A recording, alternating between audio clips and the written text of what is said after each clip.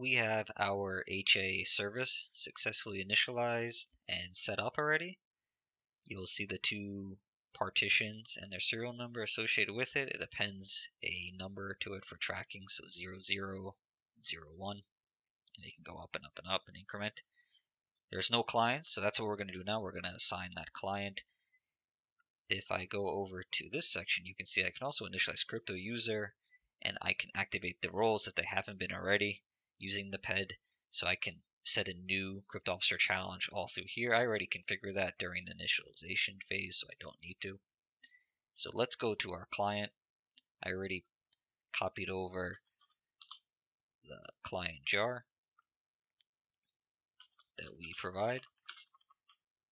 So we're going to log in as our app owner again.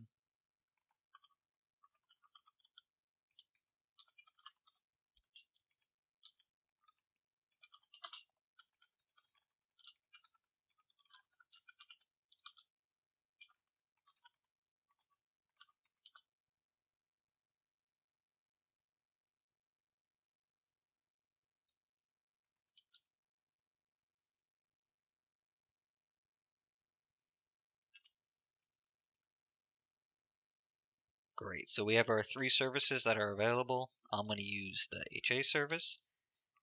I want to authorize access here. We'll confirm that.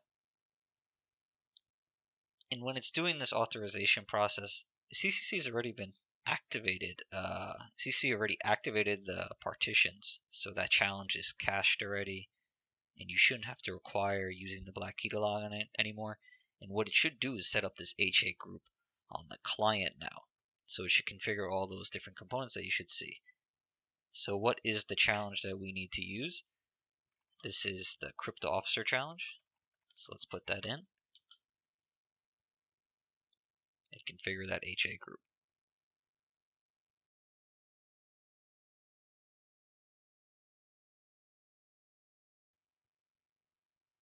As some of you already know, HA by default on Luna is configured and managed via the Luna client libraries, the HA libraries. So that's actually what it's doing here. So after it's set up, assuming that it works, I should be able to go to Luna CM and see a group called CCC HSA service created.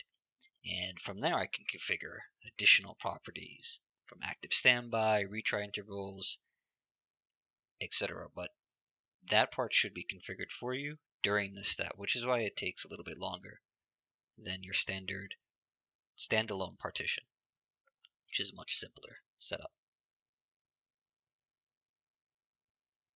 And that's it, we're done. If I go to Luna CM, let's see what we have. Cross our fingers, right? Hope for the best. There's sometimes a lot of magic going on in the background, it seems, because there's nothing being outputted. So it could be a bit troublesome or worrying if you feel something's going on, but it's just doing it in the background, performing all these tasks conscripted for you. So great, we see both of the partitions, and we see an HA group created, and everything should be configured. Let's just pull up the HA group, right?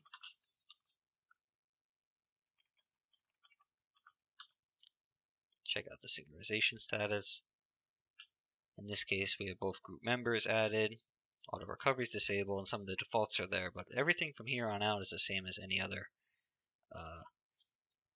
HA environment that you have on a Luna. And you can configure application to talk to this HA service. But CCC streamlined, that whole process of manually creating the partitions, initializing all the roles, including all the partition policies, setting up activation and challenges and all of that. So CC is very helpful when it comes to taking care of those type of manual functions, which weren't that technically difficult, as assuming you have access to a remote PED server and the necessary keys or key custodians that can take care of it. If we were talking about a password authenticated Luna, this is a much simpler process. Everything is generally the same, besides the fact that you don't need any PED keys and you don't have any challenge to activate